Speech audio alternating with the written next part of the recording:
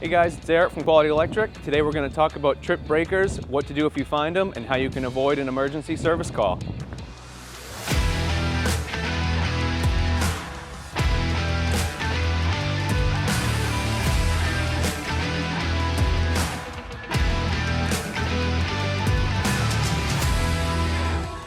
One of the most common service calls that we get here is the trip breaker. That can manifest itself in a bunch of different ways, but a lot of times the homeowner may not even know they have a trip circuit breaker. They just know that there's something in the house not working and they're not sure why. If you have some stuff that isn't working in the house and you go down and you do determine that you have a trip breaker, you can watch this video and learn how to reset that. But before we start talking about how to reset the breaker, let's talk a little bit about why they trip and when you should not reset a circuit breaker and call a professional. The breakers in your house will protect your electronics and your wiring and yourself from a whole bunch of different issues that can be caused from faults in the wiring equipment.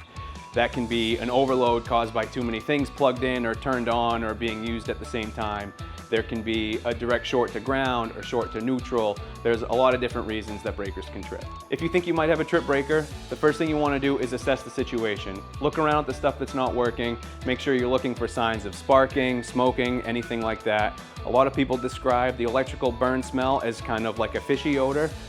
So if you smell anything like that and you have some stuff that's not working, you do not want to reset the breaker because there could be something in the walls that's causing the breaker to trip and the breaker's actually doing its job. So do not reset the breaker if you see smoke, sparks, or any funny smells. Now that we know what to do when you think you have a trip breaker, let's check it out and see what it actually looks like.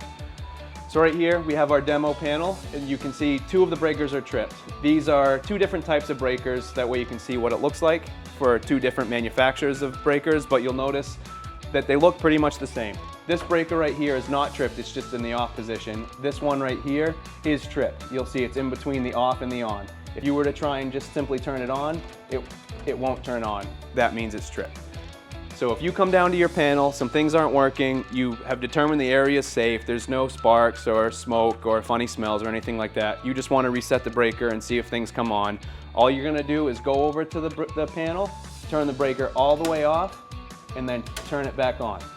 And that's all you have to do. A lot of homeowners that have never reset a breaker before, the first thing they try and do is just turn the breaker on. It doesn't reset, so they think there's a problem. They call us, we come and reset it, and then they're upset that they paid for an emergency service call when they didn't need one. So again, when you're resetting the breaker, all you have to do is turn it off and turn it back on. Now, just want to go over one more thing. If you reset one of these breakers and it trips again immediately, do not try and reset it again. It means there's most likely something on the circuit that's causing it to trip and it needs to be fixed before the breaker can be reset. So now we've talked about standard circuit breakers, let's talk about this one.